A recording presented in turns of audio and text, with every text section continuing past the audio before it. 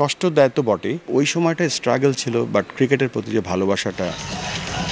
এখনকার ক্রিকেট মানেই নেম ফেম আর টাকার ছড়াছড়ি, কিন্তু 2 যুগ আগেও বাংলাদেশ ক্রিকেটের গল্পটা ছিল ভিন্ন। সে সময় ভালোবেসেই ক্রিকেট খেলতেন বুলবুলরা, যদিও সেই ক্রিকেটে এখন লেগেছে ফিক্সিং এর কলঙ্ক।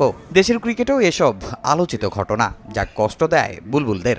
আমরা যখন শুরু করেছিলাম ক্রিকেট, আমাদেরকে $10 দেওয়া হতো, সেই $10 মধ্যে আমাদেরকে লাঞ্চও করতে হতো, ডিনারও করতে হতো। সেই টাকা বাঁচিয়ে আবার হিন্দি সিনেমা দেখতে যেতাম। চেন্নাই থেকে কলকাতায় এসেছি, তারপর ঢাকা আসবো, ঢাকায় আসার যে ওই রাতে থাকার কোনো জায়গা ছিল না। তারপর একজন থেকে টাকা ধার করে বাংলাদেশ ন্যাশনাল টিম একটা ছোট হোটেলে উঠেছিল।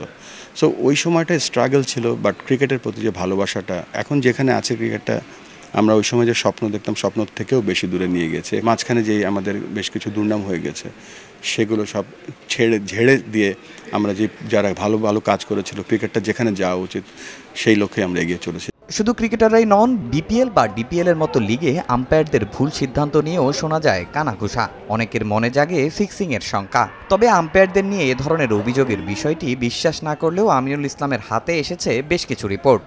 আমি এটা বিশ্বাস করি না যে কোনো আম্পায়ার ফিক্সিংয়ের সাথে জড়িত আছে বা ছিল। তবে যে দুষ্ট চক্র যারা এই কাজটা করে, তাদেরকে প্রতিহত করার জন্য আমাদের কাছে কিছু রিপোর্ট এসছে, সেটা নিয়ে কাজ করছি। আমরা একটা শক্তিশালী এসিইউ ইউনিট আমাদের করার প্ল্যান করছি, যেখানে দেশব্যাপী ক্রিকেট শুধু স্বচ্ছ হবে না, আমরা খেলাটাকে প্রোটেক্ট করতে হবে। আমাদের প্রধান কাজ হচ্ছে তাদেরকে এডুকেট করা, তাদেরকে ব্যাপারটা বোঝানো, এবং সেটা আমরা এই এনসিএল এবং 3rd ডিভিশন ক্রিকেট থেকে শুরু করব। তবে সবচেয়ে কষ্টের জীবন পার করছেন জেলা ও বিভাগে কাজ করা আম্পায়াররা। জেলায় জেলায় লিগ নেই বহু বছর ধরে। নতুন নীতি অনুসারে তাদের ঢাকায় আনার পরিকল্পনা নেই বোর্ডের। বিকল্প ভাবছেন বুলবুল। ঢাকায় নিয়ে আসার পরিকল্পনাটা আমরা বাদ দিয়েছি।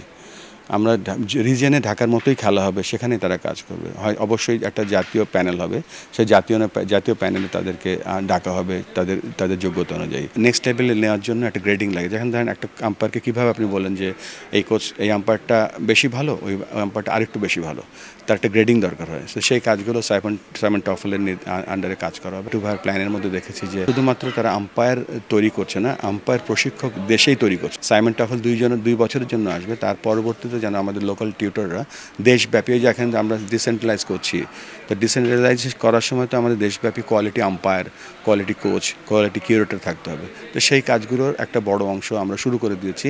অতীতের কষ্ট থেকে উঠে আসা ক্রিকেটার আমিনুল ইসলাম এখন লড়ছেন ক্রিকেটের সততা ও স্বচ্ছতা ফেরাতে। ক্রিকেটকে সামনে এগিয়ে নিয়ে যাওয়া যায় কিভাবে। তামিম হোসেন, সময় সংবাদ, সিলেট।